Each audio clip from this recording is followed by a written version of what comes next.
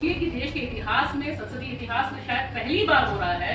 कि देश के प्रधानमंत्री को एक सुलगते हुए राज्य पर बोलने के लिए, बाध्य करने के लिए सारे विपक्ष को नो कॉन्फिडेंस मोशन लाना पड़ा। जो लड़का उतरा है नूह में, वो जो लड़का उतरा है मणिपुर में, औरतों को नंगा करके उनके स्तनों को काटते हुए और सामूहिक हत्या करने के लिए, बलात्कार करने के लिए, वो तो इंसान की कैटेगरी से बाहर हो गया ना। सबसे ज्यादा खतरा जो ये लुम्पन ब्रिगेड है,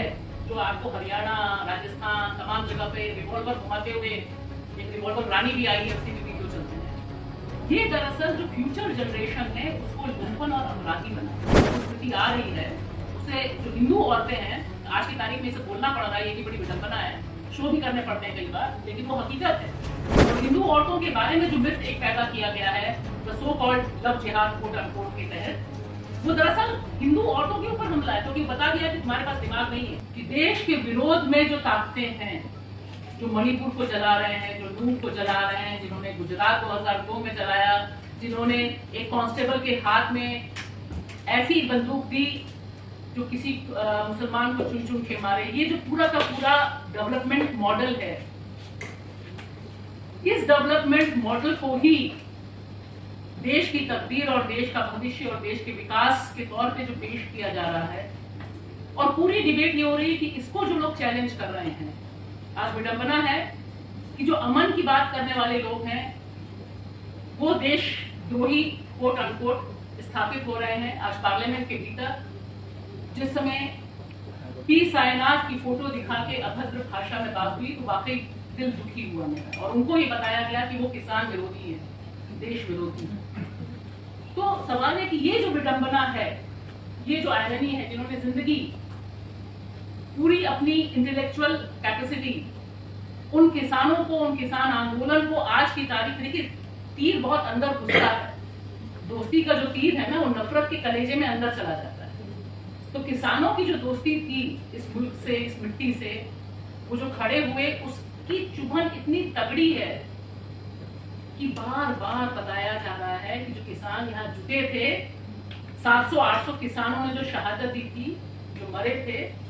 वो सब दरअसल किसान विरोधी लोग। तो ये जो भाषा और परिभाषा बदल रही है कि किसान का विरोधी हो गया है, खेती के बारे में उसे पता नहीं, और इसी को स्थापित किया जा रहा है। और क्योंकि मेरा ताल्लुक मीडिया से, और आप सब जानते हैं कि मीडिया में जो लोग, जो पत्रकार, जो चैनल्स, जो इंडिपेंडेंट जर्नलिस्ट, जो फिल्म मेकर, इतने दबाव के बाद भी पूरी निर्भीकता से, लमलेट हुए बिना, तलवे चाटे बिना पत्रकारिता कर रहे हैं। आज की तारीख में सबसे तगड़ा हमला उन पर। और जब ये दोस्ती की बात हम कर रहे हैं, तब आप देखिए कि जो मित्र हैं उनके बारे में बात करना, खुल के कहिए तो आज पर्याय ये बनाया जा रहा है कि अगर आप इस सरकार की किसी भी नीति को चैलेंज करते हैं, आप प्रधानमंत्री नरेंद्र मोदी की किसी भी स्टेप के खिलाफ बोलते हैं, तो आप उनके खिलाफ नहीं, आप देश के खिलाफ बोलते हैं। तो ये जो इक्वेट हो रहा है, ये जो इक्वेशन स्थापित की जा रही है कि अगर आपको देश के किसानों से प्रेम है, अगर नंदिता जी किसानों और छात्रों के बारे में बात करती हैं, अगर आप अधिकारों के बारे में सुप्रीम कोर्ट में बात करते हैं, हर्ष मणिपुर जाते हैं, प्रशांत कोर्ट के भीतर खड़े होकर मजलूम या ऐसे तबके के हक के बारे में बात करते हैं, राफेल के बारे में बात करते हैं, क्योंकि ये पावर को चैलेंज हो रहा है। तो पावर को चैलेंज करने वाले लोगों को बदनाम करने, उनको डीह्यूमनाइज करने, उनको देशद्रोही की कैटेगरी में डालने की जो साजिश है, इसमें सबसे पावरफुल सेक्शन जो खड़ा है वो मीडिया का है, जो कॉर्पोरेट मीडिया है, जिसमें अकूत पैसा लगा हुआ है।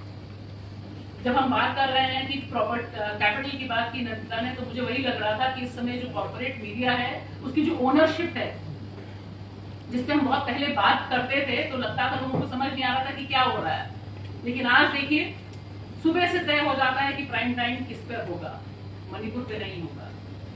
किस पर होगा वो तय हो जाएगा। सब के सब लोग उसी हिसाब से प्राइम टाइम करेंगे, उसी हिसाब से एजेंडा सेट करेंगे, उसी हिसाब से नफरत करेंगे, उसी हिसाब से मेवात को जलाएंगे और मणिपुर पे चुप रहेंगे। और मणिपुर की बात करते समय लगातार वो बोलते रहेंगे। मतलब मुझे लगता है कि बीजेपी आईटी सेल की तो जरूरत ही नहीं है, उसके लिए जो कॉर्पोरेट मीडिया के कुछ खंभे हैं वो बहुत अच्छा काम कर रहे हैं। और नफरत इस कदर है, उसकी जो पराकाष्ठा है वो हमें ट्रेन में दिखाई देती। तो ट्रेन में ऐसा कोई आइसोलेटेड इवेंट नहीं है। मेरा मानना है कि जिस तरह से, और वो शख्स बोल भी रहा है, देखिए जो वीडियो है उसका जो दिखाया उस समय क्या, तो उससे समझना मुझे लगता है हम सबको जो एक रीढ़ में सनसनी आती है उसको देखकर, 4 लोगों की हत्या करने के बाद 2 लाशें पड़ी हुई हैं और वो इंसान मीडिया का जिक्र कर रहा है, नेताओं का जिक्र कर रहा है, वो तो कर ही रहा है, लेकिन आप देखिए वो मीडिया का जिक्र कर रहा है कि मीडिया बता रहा है। ये जो एक नफरत एक बहुत ऑर्गेनाइज ढंग से, बहुत सुनियोजित ढंग से, नफरत रैंडम नहीं है, ऐसा ही नहीं है कि नूह ऐसे ही जल दिया, बकायदा तैयारी है, बकायदा सोच कर चल रहा है। मणिपुर भी ऐसे ही नहीं जलाया जा रहा और ऐसे ही नहीं उस पर खामोशी है। वो दरअसल, मैं एक बात जरूर यहाँ कहूंगी, सब लोग वाकिफ हैं लेकिन ये समझना बहुत जरूरी है कि दरअसल ये संकट सबसे ज्यादा हिंदुओं के लिए है। जो मनुस्मृति आ रही है उसे जो हिंदू औरतें हैं, आज की तारीख में इसे बोलना पड़ रहा है, ये भी बड़ी विडंबना है, शो भी करने पड़ते हैं कई बार, लेकिन वो हकीकत है कि सबसे ज्यादा खतरा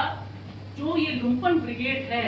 जो आपको हरियाणा, राजस्थान, तमाम जगह पे रिवॉल्वर घुमाते हुए, एक रिवॉल्वर रानी भी आई है, उसके भी वीडियो चलते हैं, ये दरअसल जो फ्यूचर जनरेशन है उसको लुम्पन और अपराधी बना, उसको सभ्यता से सैकड़ों किलोमीटर दूर ले जा रही है, उसको वो बर्बर दौर में ले जा रही है।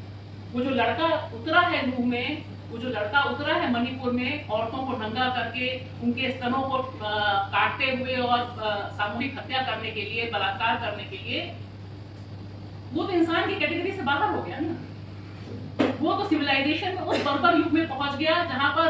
सभ्यता की, मानवता की आप बात नहीं कर सकते। तो ये जो एक अटैक है,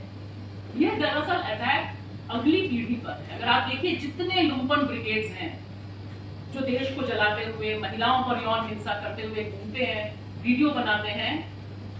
वो दरअसल देश का भविष्य है जिनके कदमों पर रखा हुआ। और हिंदू औरतों के बारे में जो मिथ एक पैदा किया गया है, द सो कॉल्ड लव जिहाद कोट अनकोट के तहत,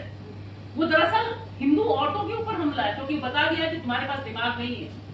तुम अपना प्रेमी नहीं चुन सकती, अपने कपड़े नहीं चुन सकती, अपना विवाह नहीं चुन सकती, कुछ नहीं चुन सकती, क्योंकि तुम्हारे पास मनुस्मृति यही कहती है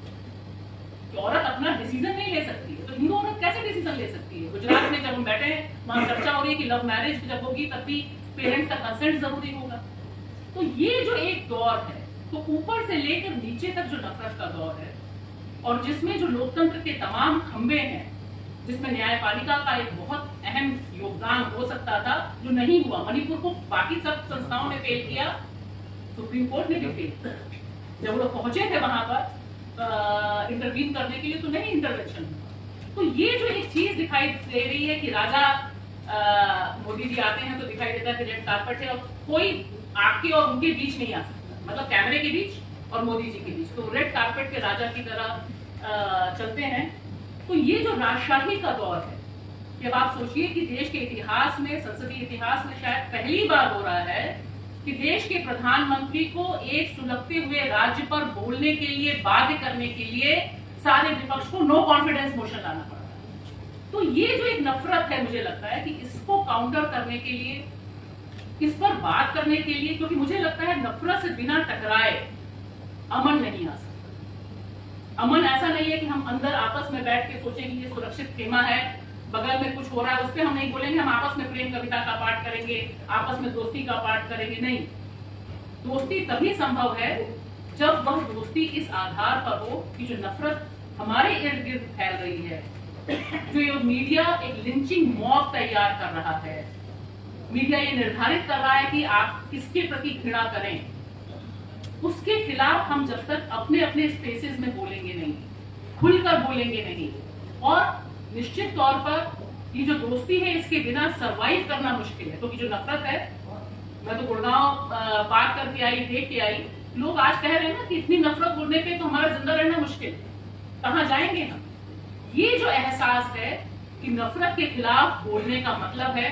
कि आप दोस्ती, अमन के लिए बोले, प्रेम के लिए बोले। तो ये एक बहुत अहम इनिशिएटिव है और इसमें मैं खाली रिक्वेस्ट यही करूंगी कि हम सबको, जितने लोग हम दोस्त हैं, वो ट्रैवलर्स हैं, ये जरूर सोचना चाहिए। और मैं इसमें आखिरी में जिक्र करूंगी, जिस तरह से IIM